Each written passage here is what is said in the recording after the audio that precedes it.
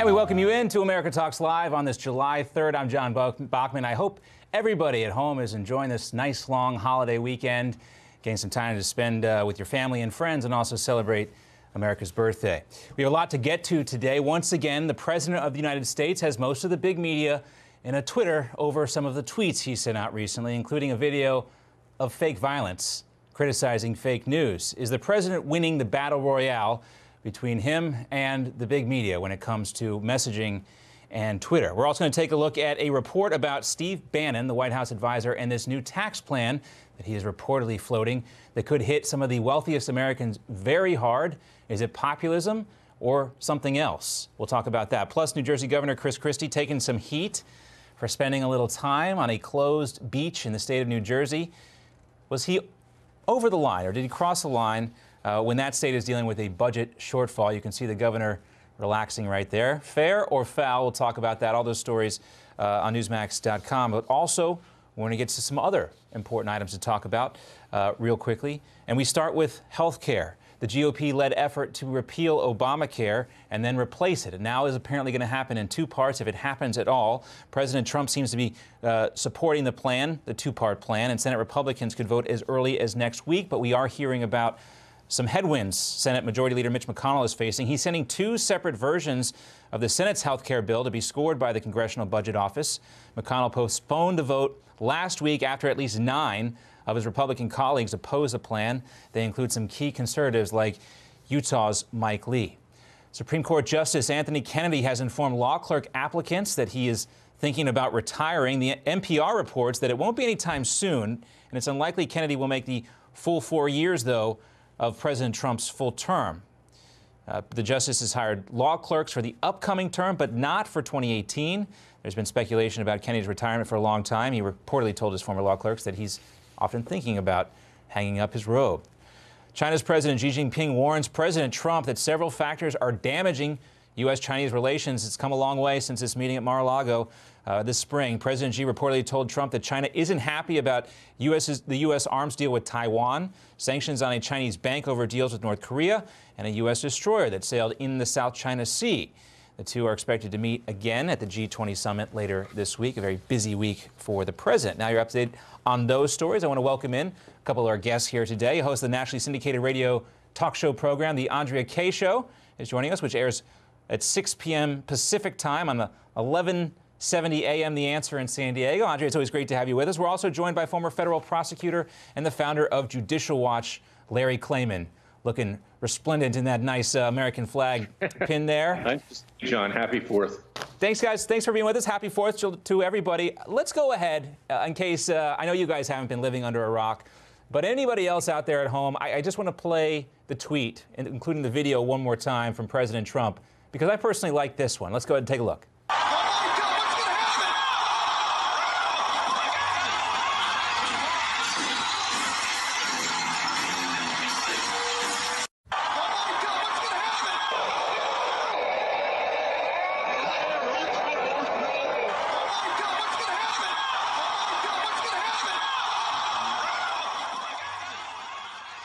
Okay, so this is, in case you aren't aware yet, this is the 2007 WrestleMania clip. And I have been critical of President Trump for some of the tweets he sent, but this one I think is ridiculous, that it could be amounting to something like a serious threat. Like CNN, of course, they have to respond. Here's a response from CNN's president. It's a sad day when the President of the United States encourages violence against reporters. And I think it's important to point out here, Andrea, that this is fake violence, right? This is fake violence. This is not a real attack. Maybe that's what the president was trying to get across here, that he's trying to have a little fun in this whole process. Well, yeah. I mean, I think it was very tongue-in-cheek. And, you know, this is just a whole lot of covfefe, okay? It's a whole lot of nothing. Remember that big Twitter storm that went about the covfefe tweet? There were even people on CNN that were trying to speculate that it was some kind of Russian code, okay? I mean, come on. How about people lightening up a little bit? It wasn't that long ago when President Obama was reaching out to the America via Twitter and YouTube and actually did an interview with a YouTube star whose claim to fame was taking a bath in some cereal, okay? And oh, by the way, are we not in America now that, you know, celebrates people who are famous for doing nothing but getting into bitch slaps fights all over the place? Come on. Yeah. Oh, yeah, I know. But, you know, I kind of, you know, lament the fact that it has come to this. I do think the president has some latitude to send tweets. At the same time, you can kind of determine where the line is. If he's tweeting about something serious, I thought that the tweet didn't help him out when he tweeted about President Obama and the wiretapping. This one, I think actually helps him because, you know, he's got a pretty big week coming up, Larry. He's got meetings with Vladimir Putin, with Xi Jinping, the G20 summit. But the press isn't talking about any of that. They're talking about a video which includes Photoshop that the president tweeted out in a fake wrestling match. Sorry to spoil anyone's fun at home, but wrestling's fake, and so is this video. Well, I agree with what Andrew said. I mean, it really is a lot about nothing. But ironically, it was CNN, Wolf Blitzer's show, The Situation Room, the day before the inauguration, ran a piece about the possible assassination of President Trump before he was inaugurated, before he was sworn in, going down the line of command, saying that if the Speaker of the House was killed, if the Vice President was killed, then in fact an Obama cabinet member would become president. It was like telegraphing to the terrorists, and there was a threat there. There was tremendous security. I was there. This is what would happen if you killed President Trump. And yet they're worried about a video with a wrestling match, which is parody.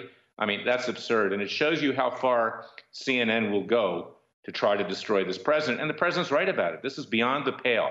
CNN's behavior is like something we've never seen before. And it's not even a joke anymore. It's frankly not just embarrassing to CNN, it's embarrassing to the entire American populace. Andrew, I want to point out something that Nebraska Senator Ben Sasse said this weekend, and he responded to some of the recent tweets from President Trump. Here is Republican Senator from Nebraska, Ben Sasse. There's an important distinction to draw between bad stories or crappy coverage and the right that citizens have to argue about that and complain about that, and trying to weaponize distrust. Journalism is really going to change a lot more in the digital era, and we have a risk of getting to a place where we don't have shared public facts. What do you think about that, Larry, when you take a look at this response from Sasse? Because I have to agree with him. I mean, we have it's something that bothers me when you can't criticize the President of the United States. I know CNN takes it too far, and so does some of the other big media as well. But where do you draw the line? What's appropriate criticism and what's not? What's inappropriate is when you get your facts wrong intentionally. And that's what happened recently with regard to these three reporters and editors at CNN. They published a false story that they had to know was false. And ironically, one of those reporters, Eric Lichtbau, who won a Pulitzer Prize many years ago for reporting over NSA surveillance, mass surveillance, he actually defamed a client of mine, Dennis Montgomery, the whistleblower, who came forward to the FBI with 47 hard drives, 600 million pages of information showing that President Trump himself was being surveilled when he was a private citizen, yours truly, Supreme Court justices, others. So this is very destructive because when you lose your faith in the integrity of the media, then the American people don't know what to believe. And ultimately, it leads to civil unrest because they don't feel that anybody's on their side, either the government or the media, and they'll have to take action with their own hands, regrettably. I try to urge that not to happen, but we see that happening in the streets these days. Yeah, nobody wants to see that happen. That's something we're hoping to fight against. Let's also focus, though, Andrew, on something that Governor Mike Huckabee said of Arkansas. You know, he just basically says the media hates Donald Trump, and they're letting their hatred of the president get in the way of what's best for this country. Do you agree with the governor? Okay, we're having a little trouble with Andrew's picture, but let me pose that question to you. I mean, we had the president say that the mainstream media, the liberal media, are the enemy of the state. Meanwhile, you know, it doesn't seem to be any, but do you think that the onus is more on the media, Larry, or on the president to kind of get the information out there and make sure that there is a place for information where they can go to find info they trust? Well, I think the onus is on both. You know, it's ironic. I was watching the House of Commons yesterday when the Prime Minister of Great Britain goes in front of the House of Commons and is asked questions directly and gives direct responses. And Theresa May, the current Prime Minister, prepares for that. She has a book of notes, and she gets up there, and whatever you think of her, whether you're conservative, libertarian, liberal, or whatever. She has answers to questions. And I think that would be a big help if the White House adopted that technique, prepared the president, had him come in and answer the questions himself without surrogates coming forward. And that's been happening in the American scene for a long time. Also, the media needs to try to be accurate. At Newsmax, you try to be accurate. I try to be accurate when I'm on here, because if you lose your credibility, you lose everything. And this is what we see today, is that no one believes anyone anymore. And President Trump, he can't say anything without being accused of being a liar. They used to have that joke about lawyers. Is a lawyer lying? Well, is he moving his lips? Right. I mean, the poor guy can't say anything without being accused of not telling the truth. And it's simply not fair to do that to either the president or the American people. But he needs to get out there and make the case himself, not have surrogates do it for him. Well, Larry was just floating this idea, Andrea, about question time. I don't know if anyone's tuned in. You can catch it sometime on C-SPAN. It's usually every Wednesday. It happens around noontime, I believe, in the UK, so a little bit earlier in the morning. You can catch it here in this country. It's really interesting to watch. But in Parliament in the UK, the Prime Minister has to go before the House of Commons and answer these questions, just like Larry was talking about. Meanwhile, though, we hear President Trump does not have any news conferences planned for quite some time indefinitely. He does have his surrogates out there answering questions. But what do you think about Larry's idea, getting the president out there to answer more of these questions directly from lawmakers and from the American public? Oh. July 4th. Maybe she's lighting off fireworks and that's getting in the way of her. Maybe she was kidnapped by CNN. Oh, come on, Larry. I don't think they're into kidnapping. Oh, wait, just quite yet. I'm here. Was there a question for me? Yes, Andrea, the question was, should President Trump make himself more available to the public and the media to avoid some of these mistruths and stories that are not positive for him? Well, I certainly think that I think every president should make themselves available to the people, and I think he certainly has. I mean, he's done a lot more media than most people. Will it stop the false narratives, the false stories about? I mean, is there anybody out there who believes that the media is going to give him a fair shake? There was a study done a couple of weeks ago, I think, by the Media Research Center that said that there was 90% of the stories about him were negative. You know, we didn't even need the Project Veritas videos to reveal what we already knew about a major media outlet who knew that there was no there. People always have the right to change the channel, and we encourage them to do so, except when they're already on Newsmax. You guys stick around. We got more to come. We're going to talk about Steve Bannon, White House advisor, and this populism tax plan that was reported on over the weekend. Is that really a story? We'll talk about that coming up after this. And welcome back to America Talks Live. I'm John Bachman. President Donald Trump's chief strategist, Steve Bannon, is floating the idea of raising taxes on the wealthy.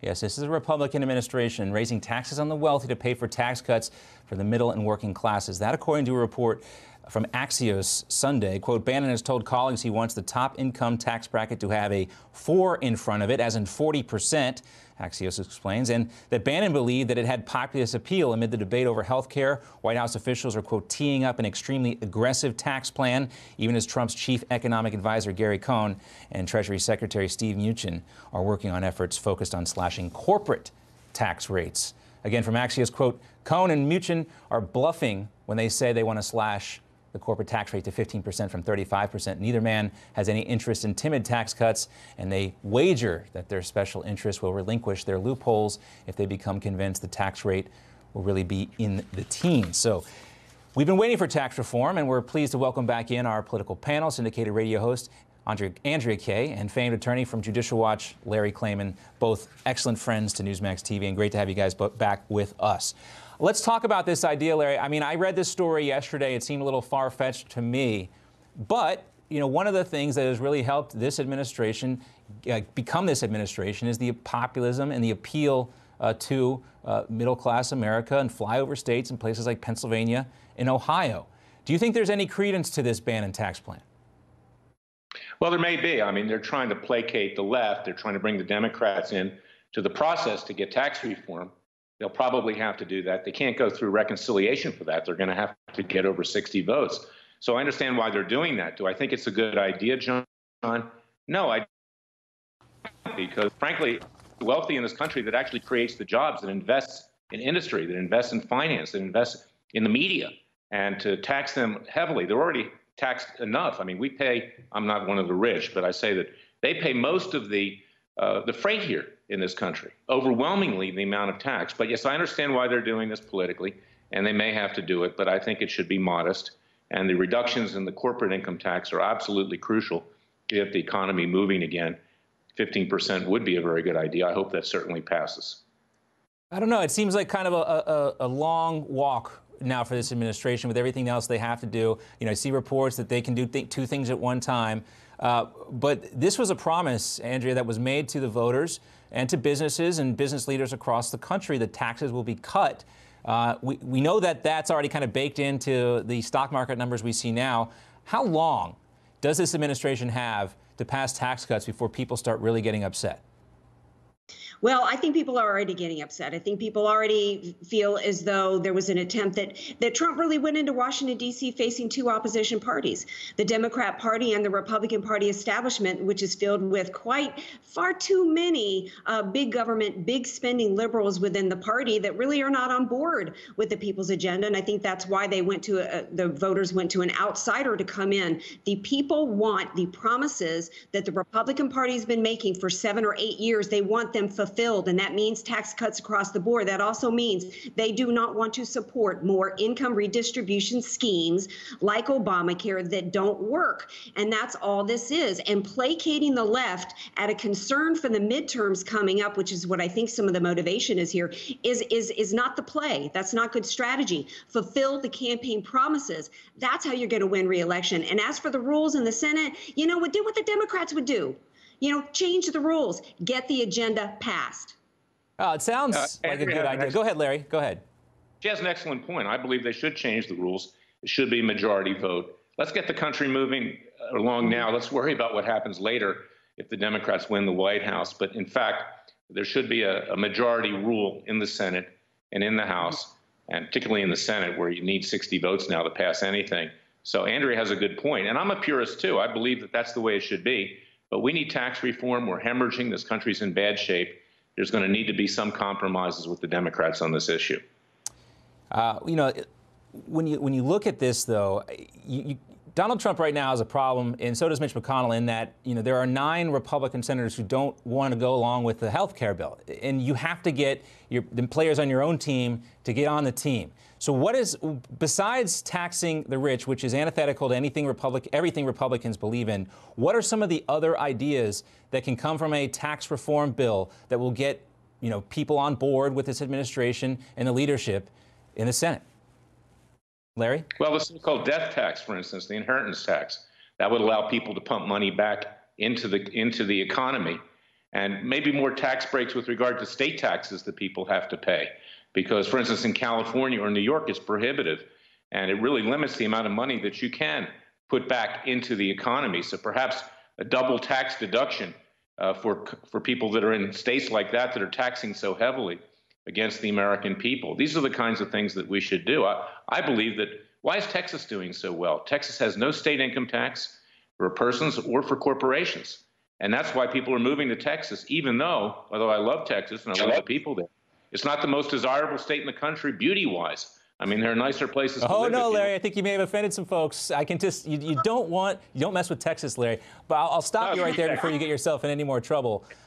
Because, again, you take a look at what the White House is able to accomplish. And, you talk about taxes. Why do we have to do all this, Andrea, in one big bill? Why can't they just pass or float one bill that just lowers the corporate income tax down to 15%? Why does it have to be all part of some big package? I think voters out there and the American public are getting a little leery of these big omnibus bills and big packages when they can't get these things over the finish line. Right. In fact, I'm kind of reminded of the, immigration reform. It's like, just seal the dang border. I mean, how many years did we bleed out at the border, and with the drug cartels and with the illegals coming across that came here and committed crimes like Kate Steinle? And it was because, we've got these big government, big spending people that want to pander to a voting bloc in order to amass more power to them. And so that's one reason why they do these big complicated bills. Instead of just and also, when I hate to just say it, but sometimes it's gotten to the point where the American people believe that neither side really wants to solve any problems. Really, what they want to do is amass more power. It's about fundraising. It's about pandering to people for votes. It's not really about solving problems. Otherwise, yeah, they would take it, inch by inch, or, a vote at a time, or a solution at a time, but they're not doing that. And then that raises the question that we kind of hinted at earlier. And Larry, I want to get to this. What is the timeline between now and when we're in full-on 2018 campaign mode, when we know that these guys and girls, or I should say women, these men and women, are only going to be focused on things that benefit them in their home states and their home districts, not what benefits us as an entire nation? It's only a few months from now, John. That's why it would be a good idea if Congress stayed in session during the August so-called recess. They have to get it done now, because once you get within a year of the next election, everything becomes so political, nothing will likely get done. And it needs to be pushed through now, whether it's health care, whether it's tax reform, needs to be done before November, in effect, before the end of the year and the holiday season. How about you, Andrea? When do you think the deadline is? Because I can tell you where it is in Florida, but I'll save my answer for after yours. Well, I think that the deadline was, the first 100 days in a sense. A lot of promises were made that things were going to happen immediately, then they didn't. And every day that goes by, it's, on top of this, ridiculous investigation that happened.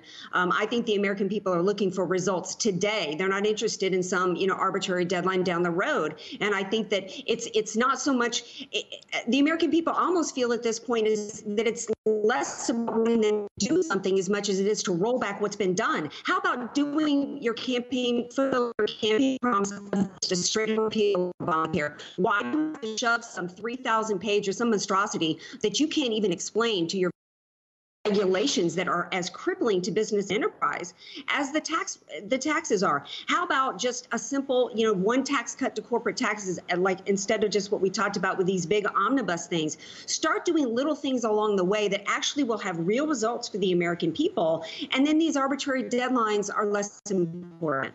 Yeah, now, I hope to see the Senate stay in session when they have this August recess period. They all call it their district or state work periods, but they need to be in Washington getting the people's business done. And you mentioned 100 days, Andrea, about that maybe being the deadline in which the Trump administration had anything to work with an active Congress that wasn't so much focused on their own districts. You're probably right. Maybe it was a little bit longer than that. But I know for a fact that in the district where I live, which is a contested battleground district that has switched hands between Republicans and Democrats over in recent elections, they are already running commercials against the sitting incumbent Republican Congressman Brian Mast, and they call in his health care plan, or President Trump's health care plan, mean.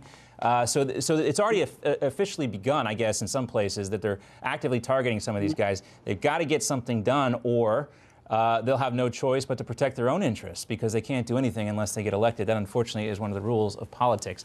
That's my take on it. You guys stick around. We got more to talk about. A couple of issues I want to get down into with you guys. Number one being this voter information that the White House is now trying to collect from the states. Something feels a little bit off about this, and we're going to dive into that. Plus, it's a story that it's actually a good story. And I want to give the New Jersey Star-Ledger credit for this one, busting Chris Christie on the beach, the least popular governor in the entire nation.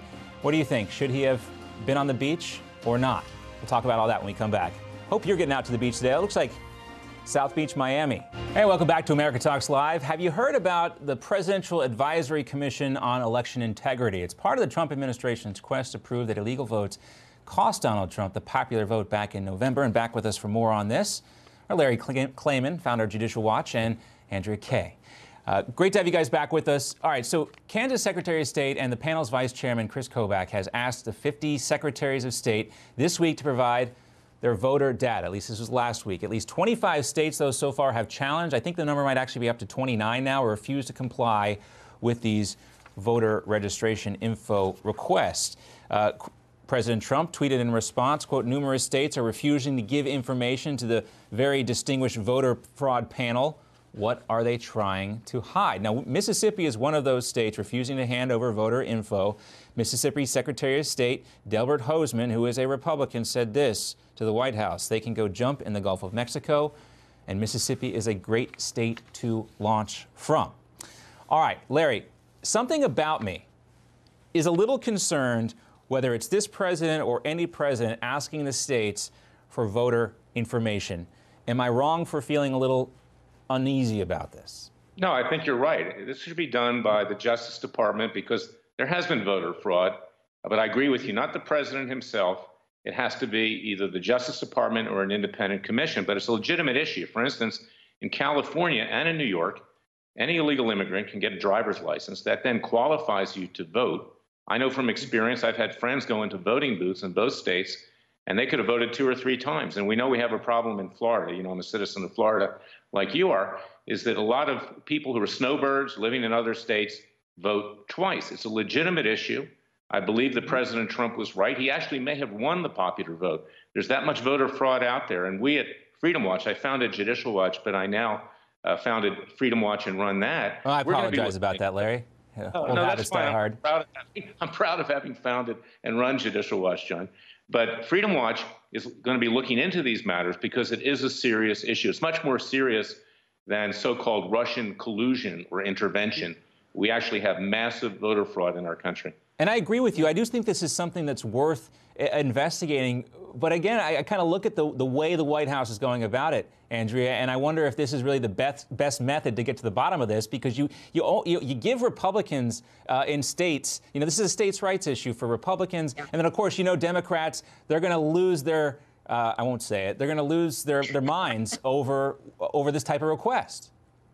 Well, right. Yeah, they're losing their covfefe over it. You know, meanwhile, these are the same people supporting a 10-month investigation of nothing, supposedly because our democracy, you know, our system was hacked, and, you know, and they've done everything they could for 10 months on a phony story to delegitimize President Trump, an election that he won fair and square.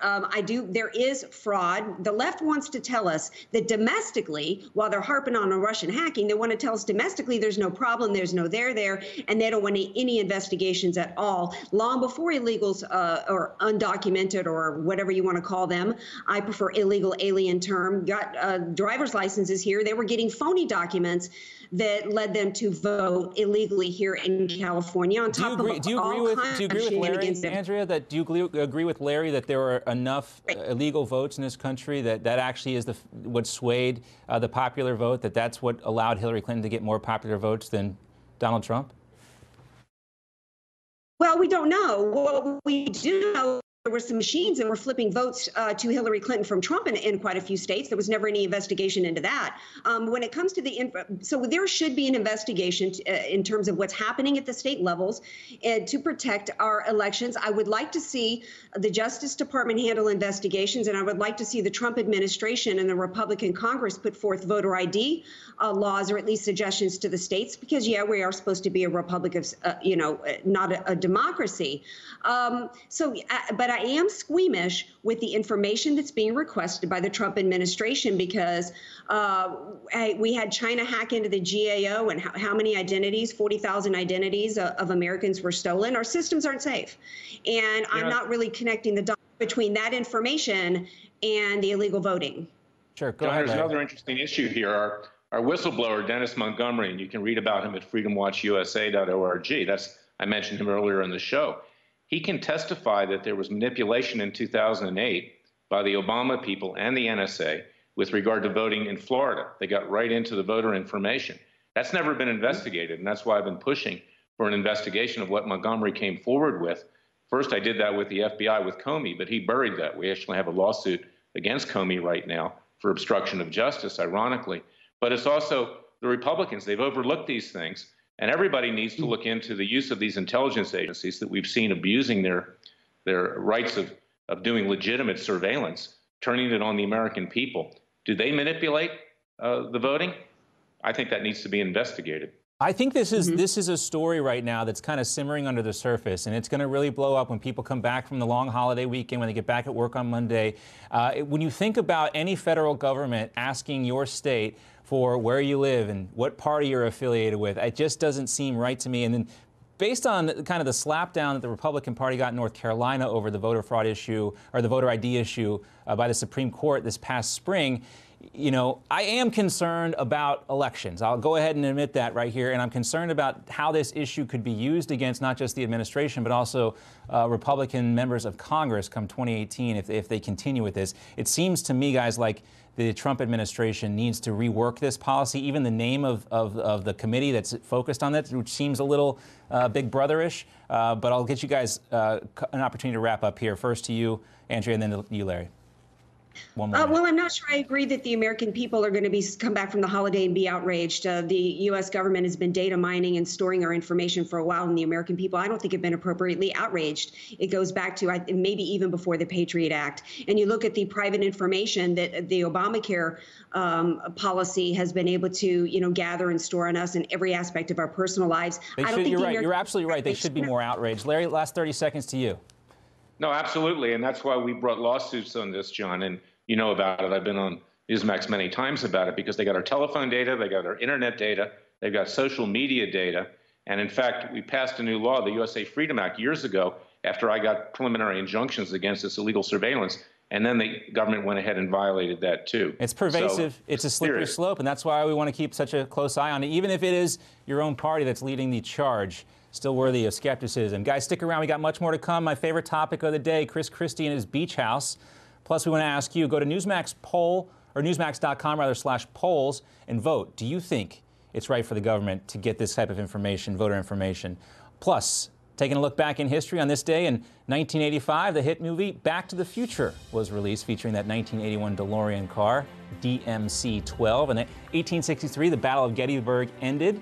And in 1775, George Washington assumed command of the Continental Army, all on July 3rd.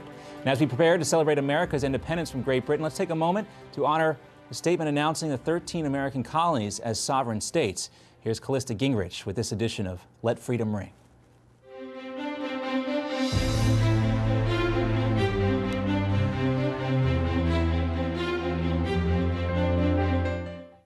In the summer of 1776, as the American Revolution intensified, a small group of men were tasked with drafting a political statement that would sever all ties with England and declare independence. The group included John Adams, Benjamin Franklin, and a 33-year-old Virginian named Thomas Jefferson. Jefferson, the youngest member of the Second Continental Congress, was not known as a great speaker, but what Jefferson could do was write. Jefferson rented a room in Philadelphia, not far from the building we know today as Independence Hall. Each day, he rose at dawn, made tea, and began to draft one of the most important documents in our nation's history. Jefferson reflected on ideas about individual rights and the relationship between the people and their government. He drew inspiration from his own draft of the Virginia Constitution, from George Mason's draft of Virginia's Declaration of Rights, and from the writings of English philosopher John Locke. The final document, the Declaration of Independence, was one of the most consequential political statements ever written. It declared, "We hold these truths to be self-evident, that all men are created equal, that they are endowed by their Creator with certain unalienable rights, that among these are life, liberty, and the pursuit of happiness." With these words, the Founding Fathers declared that our unalienable rights come from our Creator, not from a king or government. Congress approved the Declaration of Independence on July 4th, 1776. I'm Callista Gingrich, and this is Let Freedom Ring on Newsmax TV. So there you go. That's how we celebrate July 4th. We're hoping everybody is enjoying us here on Newsmax TV on July 3rd. And we encourage you to stick around with us. We now expanded our distribution. A lot of new folks tuning in to us on DirecTV channel 349. You can also catch us on AT&T UVerse now on channel 1220, and of course Verizon Fios 615, on NewsmaxTV.com, the Newsmax app available on your Apple and your Android stores. So tune in. Much more to come here on America Talks Live. We're going to be back with Larry Klayman and Andrea Kaye. We're going to talk about Chris Christie and his beach debacle. Is it really his fault, or is it the Democratic Speaker of the New Jersey General Assembly's fault? That when we return right after this. And we welcome you back to America Talks Live. I'm John Bachman, live with you on this Monday. We hope you are having a great long weekend. Hopefully you don't have to work like the rest of us here, but we're working hard to bring you the news. Here's some headlines topping the newscast around America today. President Trump is set to meet with German Chancellor Angela Merkel before the G20 summit in Germany later this week. They are expected to talk about climate change, trade, and refugees. They had a famously chilly meeting at the White House a while back. Last week, the German chancellor said Europe is even more devoted to climate protection after President Trump pulled the U.S. out of the Paris climate deal. Former President Obama back in the spotlight, meeting with foreign heads of state after a meeting with South Korean President Moon Jae-in. Mr. Obama says North Korea has one last chance to work things out with the West. President Obama's meeting with President Moon comes just one day after Moon returned from Washington after meeting with the current president, Mr. Trump. Firefighters in California are warning people to evacuate areas in the central part of the state because of spreading wildfires. Officials say the blaze is only 10% contained so far. There are no reports of property damage or casualties, but that could change very quickly. And a man who won the Iowa lottery says the winning numbers came to him in a dream.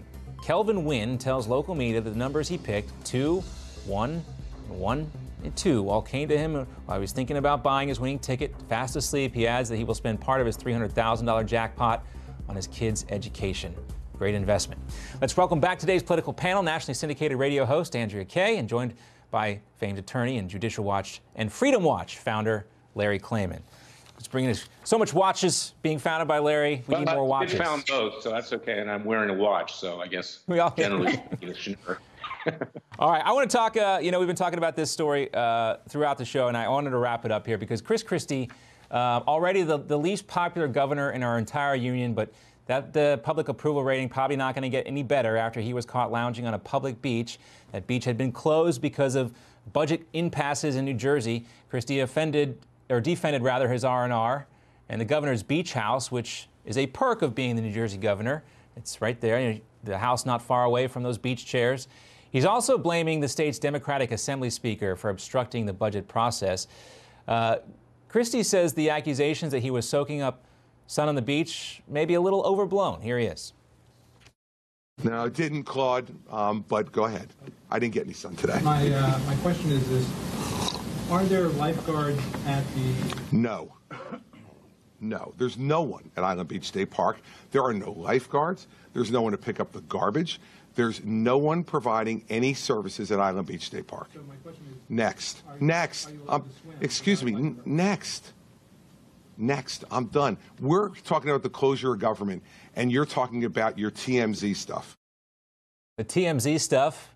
Well, this, I think, is Chris Christie being Chris Christie. Even though there may or may not have been state services used, Larry, when you're the governor of a state, and that state is at a budget impasse, which forces the state to shut down state parks, should you be showing your face at the beach? I mean, this was all captured with a helicopter shot. Christie doesn't seem to be too concerned. But is he right for defending himself here? Well, he can defend himself, but it wasn't a smart thing to do. Much like when he hugged Barack Obama right before the elections in 2012, I think that contributed to the defeat of Mitt Romney in terms of him embracing him, because Christie was very popular at that point in time. But I'll tell you something, appearances do matter. And just last night, there was apparently a party in the Hamptons with George Soros, Kellyanne Conway, Jared Kushner, Ivanka Trump, Republican congressmen. I mean, that is a really bad image to show the American people as the beautiful people partying together as the country burns. And that's, in effect, what Christie was doing as well. So it applies to both sides of the aisle. Well, it does, certainly. I don't know if it's the same thing, though. We got, people having a weekend party at a private home. That's, I see where you're coming from, Larry. And there was a lot of that over the weekend on Twitter, everybody talking about that party. But this is a sitting governor. His state's shut down effectively. There's no government there. But here he is. And the other thing, too, that bothers me, Andrea, about this is that, that Christie would so, openly defend this beautiful mansion that the governor has on the beach on the Jersey Shore, I'm guessing here. I've never been there, never been invited to Chris Christie's beach house. But this is kind of what's wrong, I think, with government, that it's an entitlement almost that the chief executive of a state like New Jersey would have access to this without being more open about it with the public. Well, yeah, I mean, just everything about the situation, what he did. I mean, the optics were really bad no matter what angle you viewed it and how you were seeing him on the beach. But to defend himself, he almost came across as though he was complaining that there was no trash pickup when he was there using a beach that nobody else had access to. And then he makes some kind of snide remark, well, if you want to live in the governor's mansion, you run for governor too. It was so elitist. You know, President Trump on Inauguration Day said so beautifully, this marks the return of the government to the people. And the people are feeling that at every level of our government, state, local, and federal, that has become rulers against the little people. And he just put that out there in spades. And it was very much like that hug that he gave, which was also self-serving and self-centered at the time. And that's just evidently who he is. I think it is a little bit different. The optics were equally bad for that party, but from a different standpoint. I think it was bad for the Republicans because they're cozied up with George Soros, who is funding everything that he can to try to destroy America and destroy the fabric of our society. Bad optics for me. Maybe John and Andrew, maybe next time Chris Christie should pick up some trash. Maybe he could join a chain gang or something like that. Well, yeah, I mean, there was also another soundbite that we were going to try to pull, but Chris Christie was talking about Wimpy from the Popeye, stories. The guy, I've been one to defend Chris Christie from all the fat jokes, the late night comics, it's kind of getting old. But he threw that out there himself. This does not help his reputation. I guess back in the beginning of June, he was asked about his 15% approval rating, and he said he simply doesn't care. And I think what we're learning about this story in particular is that Chris Christie obviously is not going to run for any other elected office. He clearly doesn't care based on his reaction. His approval ratings are so terrible. And I think Mary Pat, his wife, has told him it's time to make some real money as an actual attorney, Larry. And I think this might be the end of Chris Christie's political career. What about you? Well, it probably is. He would have been a member of the Trump administration if he hadn't shot himself in the foot so much. I used to be a fan. I'm not a fan anymore. Talk about surveillance and privacy. Christie thinks it was great that the NSA was surveilling everybody. And that's when I lost faith in him. That's not the way to catch terrorists, when you're surveilling everybody without probable cause of having committed a crime or communicating with terrorists. He seems to have one set of rules for himself and another set for the American people. Andrea, is this the last political office Chris Christie will hold? Oh, I hope so, because you know what? I've never been a fan of his from a variety of different standpoints.